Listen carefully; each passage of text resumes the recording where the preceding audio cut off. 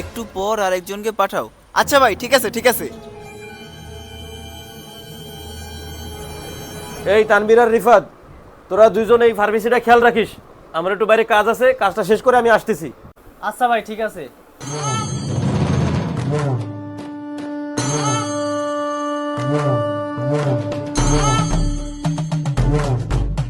শোন, তুই যে কাজগুলো করতেছিস এই কাজগুলো আর করিস না। ভাই কিন্তু আমাকে অনেক ভালো জানে, বিপদে আপদে আমাকে পাশে থাকে। ভাই যদি একবার জানতে পারে তাহলে কিন্তু আমাকে অনেক সমস্যা হবে। তুই জুনিয়র মানুষ জুনিয়রের মতন থাক, তোর দ্বারা আমি জ্ঞান নেবো না রে। দুইটা চাকরি করে যদি সাইডটা আউট ইনকাম না করতে পারি তাহলে কিসির চাকরি? তুই তোর মতন থাক। আর তুই যদি এইসব বাইরে কইছিস, তুই বাইরবি না রে। বাড়িতে একবারে বাইর হইস, তারপরে দেশ কি করি। আমার খাইয়া তো কাজ নেই যে তোমার কথা আমি বসে করতে যাবানি। আর একটা কথা মনে রাখবি, মিথ্যে কোনদিন চাপা থাকে না। এই পাপের ফল তুই একদিন না একদিন পাবি। ওরে সেই দিন কোনোদিন হবে না, কারণ বস আমারে বিশ্বাস করে। বস এটা